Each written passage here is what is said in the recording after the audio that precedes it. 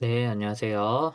네, 상상한 목사입니다. 네, 우리 계속해서 신학 레시피 7장 신학은 예배다라는 제목으로 한번 이야기 나누도록 하겠습니다. 페이지 96페이지부터 될 텐데요. 한번 같이 보겠습니다. 어, 보면 제목이 신학은 예배다 이렇게 나옵니다. 신학 예배이지요. 근데 그동안 우리가 이야기했고 또 앞으로도 이야기할 텐데 신학과 예배가 이걸 개념인데 그 가운데 성령이라는 테마를 반드시 어, 그 개념을 잡고 신학이 예배다. 그 사이에 뭐가 있다? 성령이 있다. 하나님께 영광을 돌리는 것을 테마로 신학이 성령이고 성령이 예배. 그래서 아는 것과 실천이 하나다.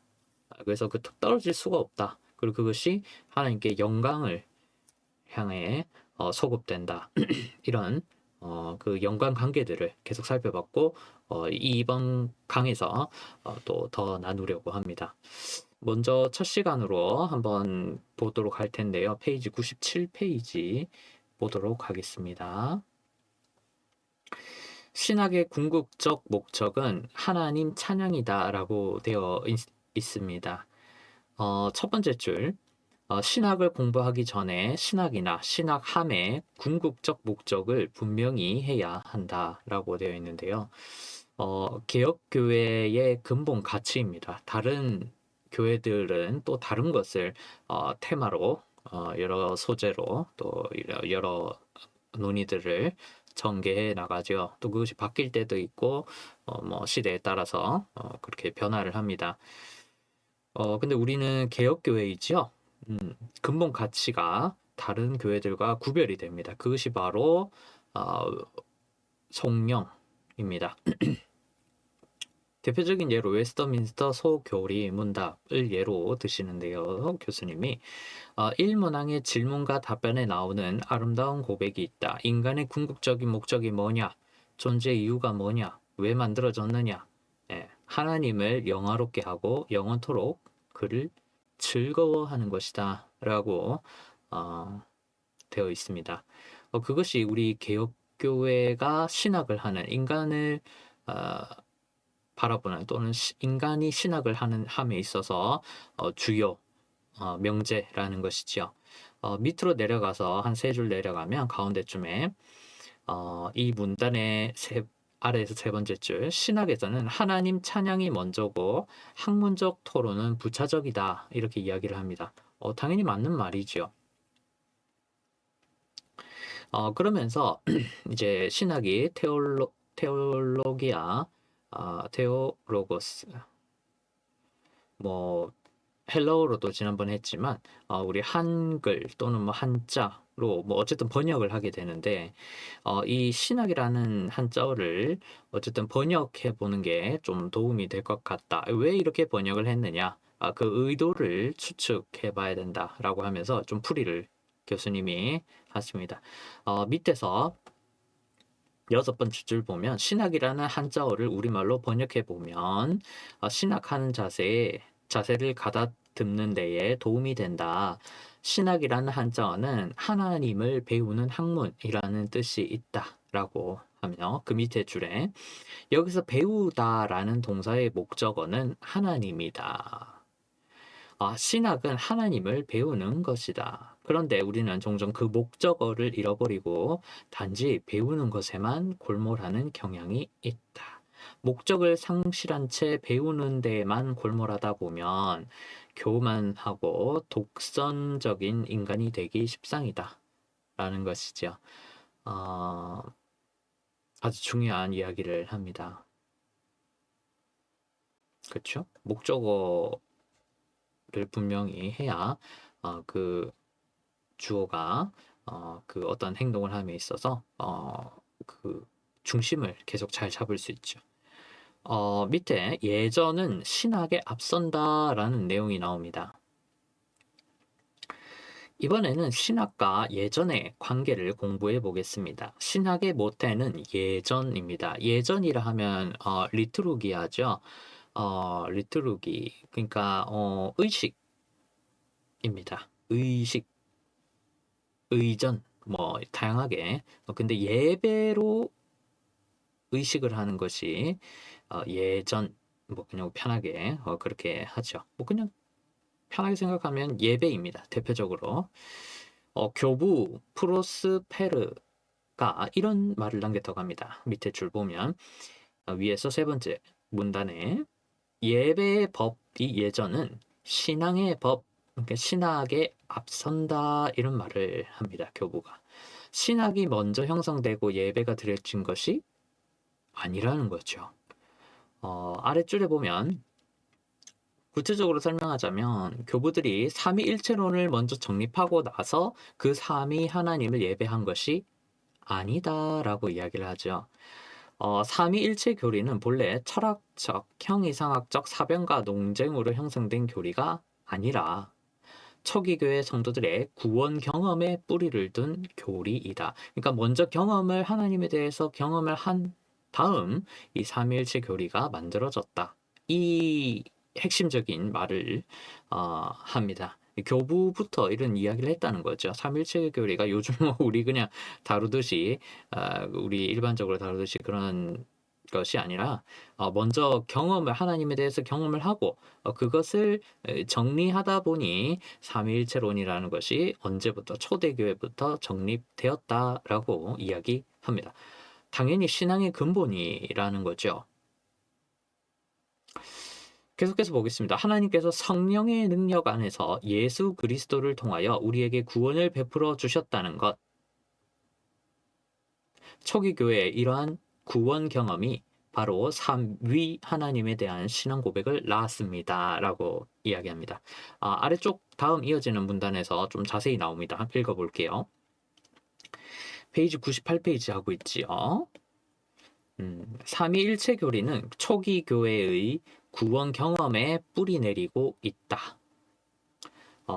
위에서 세 번째 줄 이제 교수님 이야기를 좀 합니다. 교수님 이제 빈인에서 이제 여러 그 교파가 섞인 이제 그런 상황 속에서 또 여러 친구들을 만나죠. 가톨릭도 있고 뭐 다른 루터파도 있고 뭐 유대인도 있죠. 그렇죠? 외국 특히 유럽에는 다양하게 아주 기독교에 관한 어떤 학문을 배움에 있어서 이제 섞여가지고 막 배우기 시작합니다. 물론 가운데 중심은 우리대로 잡아서 그것을 해야 되겠죠. 개혁교회는. 제 친구들 중에도 유대인들이 있는데 만나서 대화해 보면 그들에게는 하나님은 하나님이고 유대인들에게 인간은 인간입니다. 하나님과 인간 사이에는 엄격한 구별이 있습니다. 어떤 인간도 하나님으로 묘사되거나 하나님으로 간주되어 신앙 고백의 대상이 될 수 없다. 그들에게는 과거나 지금이나 하나님과 인간 사이의 엄격한 분리가 유대교 전통 속에 지금도 존재한다라는 거죠. 단일 신론을 믿죠. 그래서 우리는 삼위일체를 믿는데 그리스도교는 기독교는 근데 단일 신론입니다. 삼위 이런 개념이 없습니다. 하나님을 이렇게 위격을 나누는 개념이 없죠. 그냥 하나님 딱 하나 그거밖에 없습니다.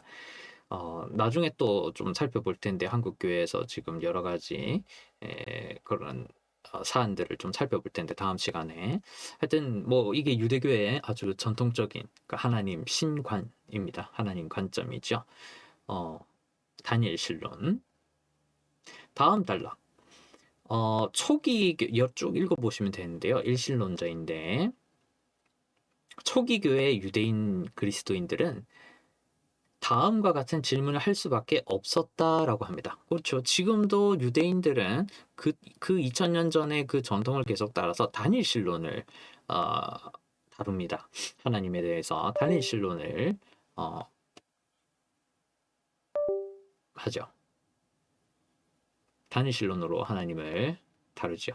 또 오류가 생겨서 죄송합니다. 자꾸 문제가 생기네요.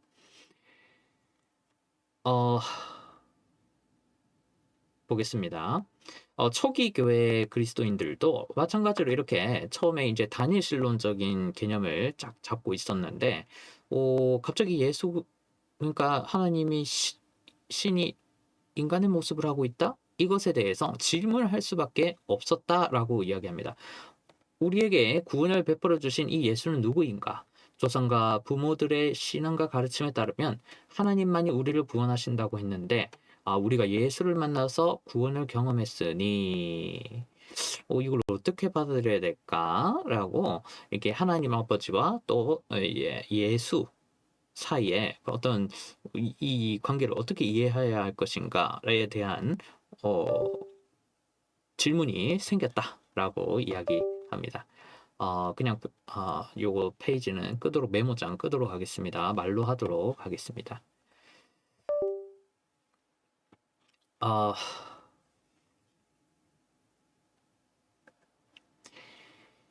가운데 줄 중간 정도에 보면, 그래서 하나님만이 우리를 구원하시는데 우리가 어떻게 예수님을 받아들일 것인지에 관한 그런 질문이 생겼고, 또 그에 대한 답변이, 논리적인 답변이 필요했다라고 이야기를 하면서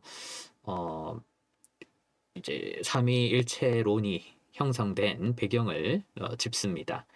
그리고 이어서 이야기하죠. 가운데쯤에 밑에서 9번째 줄 정도. 성령님에 관해서도 마찬가지입니다. 예수님이 십자가에서 부활하고 승천하셔서 더는 우리 곁에 없는데 오순절 성령 강림이 있었죠. 그 경험 속에서 우리 가운데 예수님이 다시 오시는 그런 경험을 했다. 그러면은 성령에 대해서는 어떻게 이해해야 할 것인가? 그건 또 하나님은 한 분인데, 하나님 아버지, 그리고 또 하나님이 구원을 하는데 예수님이 하나님이고, 예수님은 또 승천해서 올라갔는데 우리와 함께 있고, 이거를 어떻게 설명해야 되지? 라는 질문이 생겼다라는 것이죠. 언제? 초대교회, 특히 유대교인들에게 아주 중요한 질문이었다라는 것이죠. 지금 역사적 흐름을 쭉 이야기하고 있습니다. 관련해서 쭉 내려가서 페이지 101페이지를 보도록 하겠습니다. 보면 중간쯤에 그 첫 번째 단락에 아래에서 네 번째 줄, 성령의 임재 속에서 성령님을 통해 인간은 무엇을 경험했는가? 그들이 초대교회 유대인들, 유대계 그리스도인들이죠. 예수님의 현존을 경험했다. 성령의 임재를 통해서 예수님의 현존을 경험했다. 그러므로 당연히 교회 공동체 속에서 성부의 독생자 예수 그리스도를 매개하신 성령님은 하나님이었다. 논리가 초대교회 사람들이 고민하다가 하나님만 구원하시니까 이제 위에 그 성부라고 붙이고, 또 예수님은 성자라고 붙이고, 성령은 또 예수님의 현존을 경험하게 했으니까 논리적으로 따졌을 때 그분도 어떤 존재가 하나님이다. 그래서 삼위 하나님으로 정하자라고 이렇게 되었다라고 간단하게 설명을 합니다. 관련해서 페이지 99페이지의 맨 아래째 줄에 보면 논리학 이야기를 합니다. 동종끼리만 서로 매개가 가능하다라는 거죠. 이제 매개라는 건 미디어죠. 미디어. 신을 떠올리려면 신을 봐야 합니다. 그러니까 이게 단순 논리입니다. 피조물을 통해서 신을 떠올릴 수는 없죠. 체험할 수 없습니다. 같은 하나의 신이어야만 신을 떠올릴 수 있고 신을 체험할 수 있죠. 논리적으로 그냥 쉽게 이야기를 하면 그렇다라는 것이죠.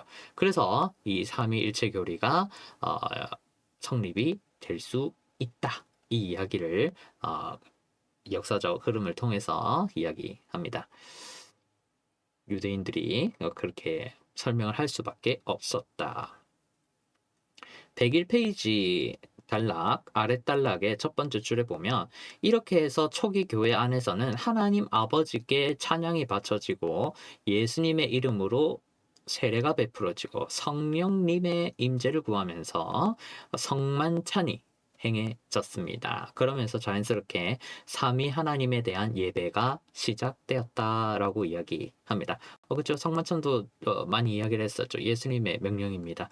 이것을 먹고 마시고 그것을 통해 기념할 때 내가 너희와 함께한다. 그래서 이것을 꼭 해라고 했었죠. 에, 식탁 교제가 이제 성만찬으로 바뀌는데 그래서 그것이 또 예전으로 예배로 또 계속 바뀌는 거죠. 그래서 하나 이게 삼위가 초대교회에서 정해졌다 이 이야기를 합니다. 계속해서 읽어보면 밑에서 여덟 번째 줄 하나님께서 성령의 능력 안에서 예수 그리스도를 통해 우리에게 구원을 베푸셨다는 것. 이러한 초기 교회의 구원 경험이 바로 삼위 하나님에 대한 신앙 고백을 낳았습니다. 아주 정리가 깔끔합니다. 그래서 초기 교회 성도들은 삼위 하나님께서 베푸신 구원의 은총을 기리고 삼위 하나님께 경배와 찬양을 드렸습니다. 놀라운 일이죠. 구원을 어떻게 받았느냐? 그 방식에 대해서 정확하게 구분을 하고 또 그 하나하나를 짚는 그 과정을 이 예배라는 의전을 통해서 표현하게 되었다. 그것이 그 가운데에 우리 영광을 돌리는 것이 있죠. 신약 성경 안에서 성부, 성자, 성령에 대한 고백이 예수 그리스도 안에서의 하나님 구원 사건에 대한 성령적 고백과 밀접하게 결합되어 있다. 그리고 예전에 보면 우리 대표적으로 마칠 때 목사님들이 축도를 할 수 있죠. 이 축도가 성령 의식의 핵심입니다. 그래서 내가 구원을 받은 것에 대해서 이것을 어떻게 설명하고 선포할 것인지 축도가 아주 핵심적으로 드러내죠. 축도가 그냥 뭐 복을 받으려고 하는 그런 게 아니고 이제 삼위 하나님께 영광을 돌리는 핵심 문구를 포함하고 있습니다. 그래서 그것도 좀 잘 보아두는 것이 좋습니다. 예배 자체가 삼위일체 하나님에 대한 성령으로 마친다. 시작도 그렇고 가운데도 그렇고 마칠 때까지 일관적으로 개혁교회는 이 삼위 하나님에 대한 성령을 아주 신학의 기초로 근간으로 삼고 있다라는 이야기를 하고 있습니다. 다음 시간은 한국교회에 나타나 있는 삼위일체론이 좀 부족한 그런 모습들, 한국교회의 그런 좀 부족한 모습들을 또 이야기도 좀 해보고 하도록 하겠습니다. 그래서 예배가 성령이다 라는 것을 오늘 이야기를 했습니다. 그 성령이 예배로 표현되는 것이죠. 그래서 아는 것과 살아가는 것이 살아간다는 것이 우리 그냥 직장에서만 있는 게 아니라 모든 살아가는 24시간 이 모든 주어진 시간 또 공간의 개념에서 성령을 해야 된다. 그 예배를 해야 된다. 뭐 여러 가지로 표현할 수 있는데 그런 표현들을 한번 이해하는 그 역사적인 맥락에서 그런 시간이 되었습니다. 감사합니다. 오늘 여기까지 하도록 하겠습니다.